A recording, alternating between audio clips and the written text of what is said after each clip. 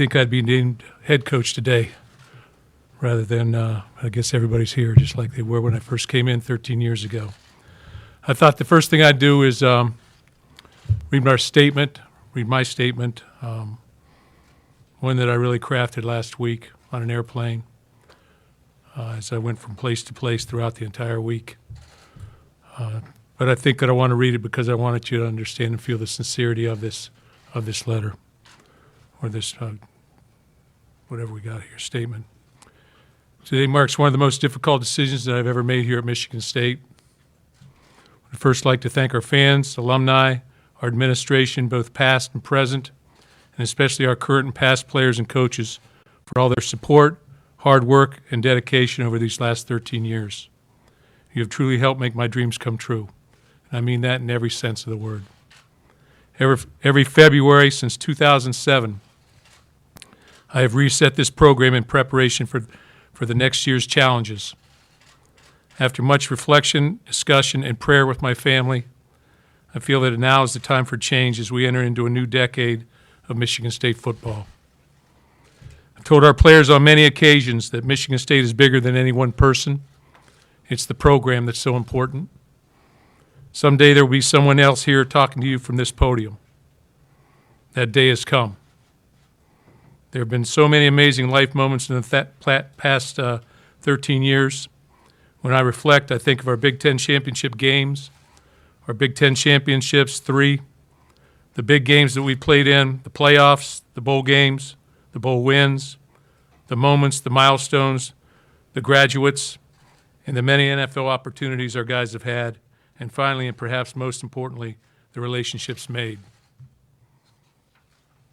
This job has always been a 24/7, 365-day-a-week, a year position.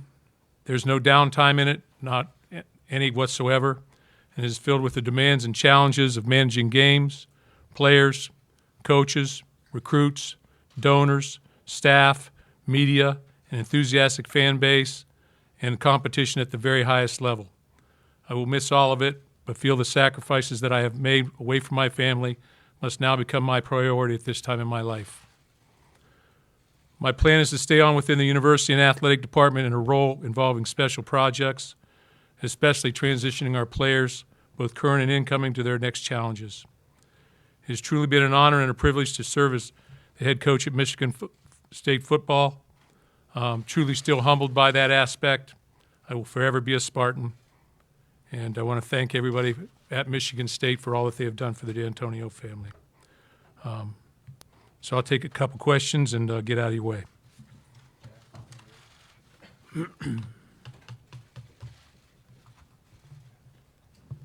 Mark, from the time that you told everyone you would be back next year and you were looking forward to the challenge, what changed and when did you know that this was the time? You know, I really, it's hard to say that because I work in segments of my life. I put it into different periods. You have spring ball, you have spring recruiting, you have summer camps, you have summer, you have vacation time, very little of it. You have August camp. You have the fall, you have the out of season, the out of conference games. You have conference games. You have fall recruiting. You have bowl game. You get a week at Christmas. Then you go back into recruiting for the winter, and you get in on juniors and things of that nature. And I think the biggest thing that I started to feel as I started to go into schools, even last week, I mean, you know, I've always been taught by both my mother and my father that to try and finish the job and do the job. And so that's what I've concentrated on doing. I've just do the job. But as I've gone into those schools in the last week or 2 weeks, these last 2 weeks of contact period, as I would walk in there, I would find myself saying, there's going to be a gap. There's going to be a gap created if I don't stay, if I leave after next season. There's going to be a gap in recruiting. And the best time I felt like to step away was at the reset time. When you reset your football team, when you get ready for spring ball, when you critique what you've done, all the different aspects of that, I just felt like, you know, this was a decision that had been weighing on me probably for, you know, I don't think it's any big secret, probably for quite a while. going to be 64 years old. And it's something I've thought about, and after discussion with my wife, and want to spend more time at home with Becky and being able to see my girls who are no longer in town. It's time to have a change, move into another area of my life.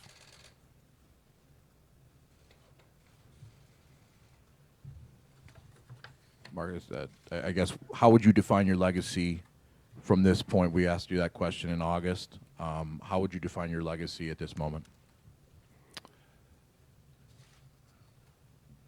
I think that my legacy, as defined by me, will not be about the wins and losses, although there's a lot of them. It'll be about the relationships I've made with my players. Very emotional day today. When I told our football team, and it was obviously very sudden, but I felt like that was what was needed. That was the first place I needed to go to tell the people what was going on, my football team. And our coaches were in there at the same time, so they found out as well. I've shared this information with our administration, and we've had talks a little bit about that over the past couple of weeks, just which direction to go, how to go about it, if I wanted to do it, if I didn't want to do it, that kind of thing. But I hope that it's not about the wins and losses, it's about the people and how I've treated people, and the relationships that I've formed with my players that I believe will last a lifetime. Jim Comparoni, SpartanMag.com. Mark, was there any time this year when it stopped becoming enjoyable for you, and was that part of it? Yeah. In what ways? Well, my joy is with our players. My joy is coaching football. My joy is sitting in a film room watching film and talking about football, and I still have a passion for that. But the things that come across your desk, the overwhelming responsibility for people day in and day out just feels sometimes like an avalanche, to be quite honest, or a big wave. I would say not an avalanche, a wave, that you're always surfing that wave. And I just felt like at points in time throughout the season, you're just like, what else? What else? What else is there? Not in a bad way. It might be a young man having a problem at home. It might be something that they're struggling with being away from home. It might be something that they're struggling with on the football field or in the classroom or any sort of thing, any sort of things. But when you're involved with 120 players, there's a lot of things that come across your desk. And there's so many different things that you can't control.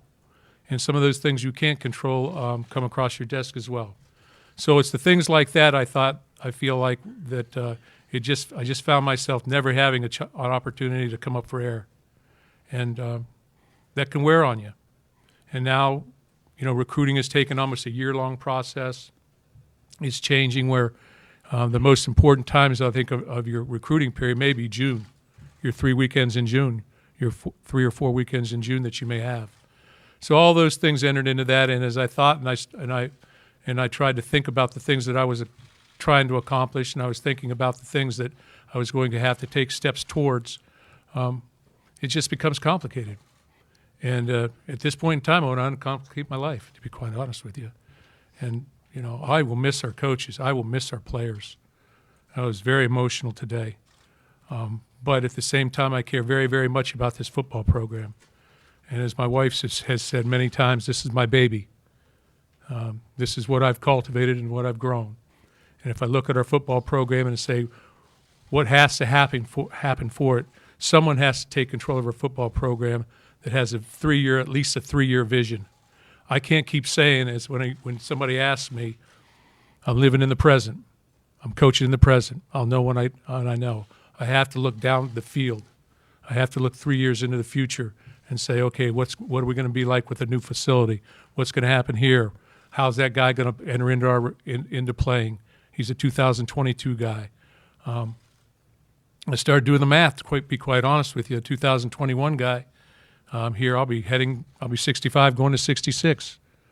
And I just felt like I couldn't honor those guys talking with those individuals and saying, hey, I'm going to be there for your time.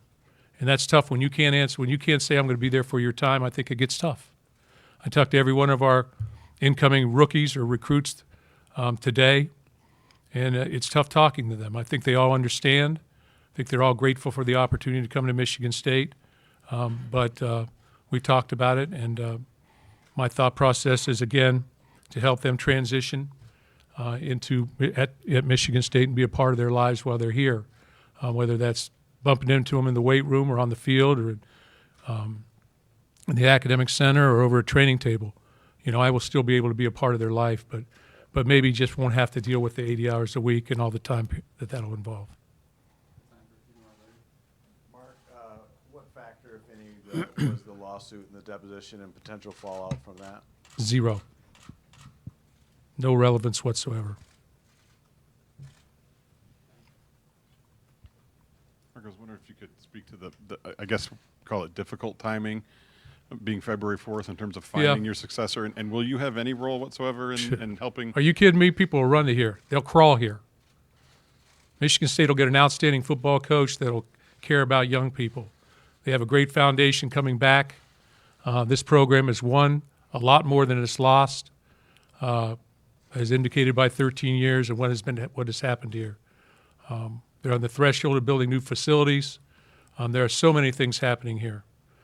So someone who has an opportunity to come here, have a fresh start and a vision for 3 to 5 years. And my goal, hopefully my goal for anybody who's choosing the coach, and I may be involved a little bit, may not, but is that they hire somebody who will be here 13 or 14 years and win 114 plus games.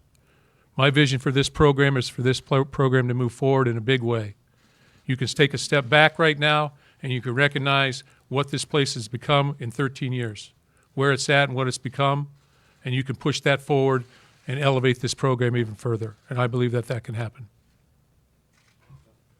Mark, you kind of just mentioned it a little bit there, but have you had a chance to during your time writing the letter and thinking about what you wanted to do to look back at the good, the bad, the ugly of this entire thing, and just do you feel you left Michigan State a better place than when you got here? Well, I think that's pretty safe to say.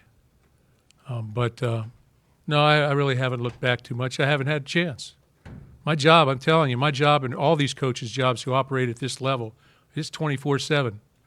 You play a game, you get a chance to watch it once, evaluate it, and you move on. You never take the opportunity to rewatch it and say, hey, I wonder what the Rose Bowl was like. I've never watched the Rose Bowl. I watched the Rose Bowl one time. You don't have a chance to do those type of things, to reflect. You have a chance to see your young people and reflect with them a little bit. And when guys come back, Kari Willis came back this week, but you have very, very little time for yourself to be able to reflect on the things that you've been able to accomplish because you're always trying to move forward. And that's what we've tried to do here, and that's what I've tried to do, and I've tried to keep it like this. In Michigan State, from the first day I walked in this place, I've said many, many times, if we can just go like this, you can be extremely successful. And I said that on the first day that I walked in here, and I'll say it on the last.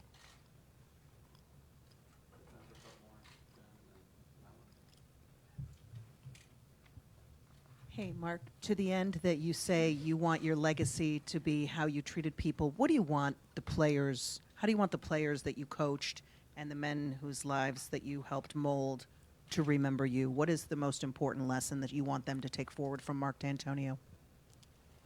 I told them the truth, good or bad. I told them how it was, and I was real with them. I was a mentor to them. Will not say a father figure. They have their fathers. But I was somebody there that helped them grow as people. And that's my goal. It's always been my goal as a coach, help people grow. In the midst of it all, you got to win games. You got to graduate players. You got to make sure they stay out of trouble. Nothing's foolproof. But I did my very best, and I did them with their best interests in mind. Mark, you said you admitted at points this season and it wasn't enjoyable anymore at times. No, I didn't say that. I said there was a big wave always coming on me. I never felt like I didn't have time. It was always enjoyable. I love walking in.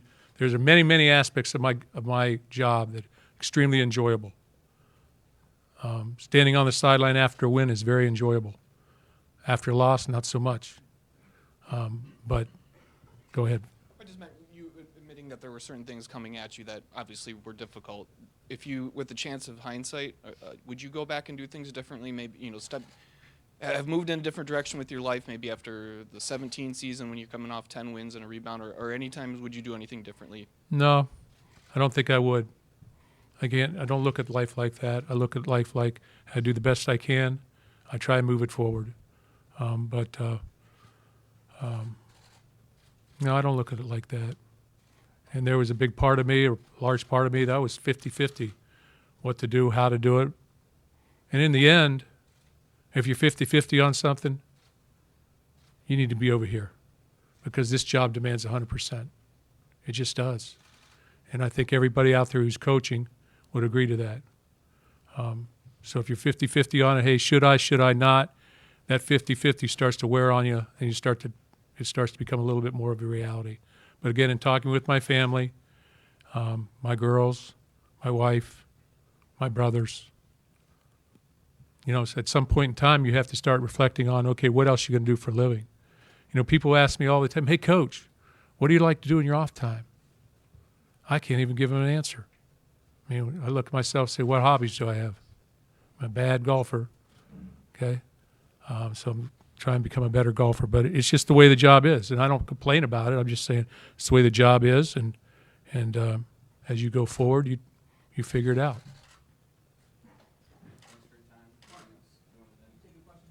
Yeah.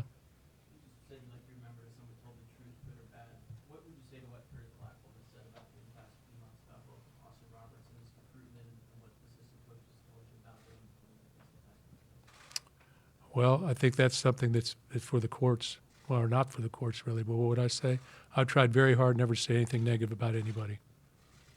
So I'll keep that right where it's at. Now, that's one question. We're not talking about this here. This is so. Mark, as somebody who accomplished a lot here, what would you say the next coach need? What does Michigan State need out of their next coach? What qualities or traits are required to succeed in this job?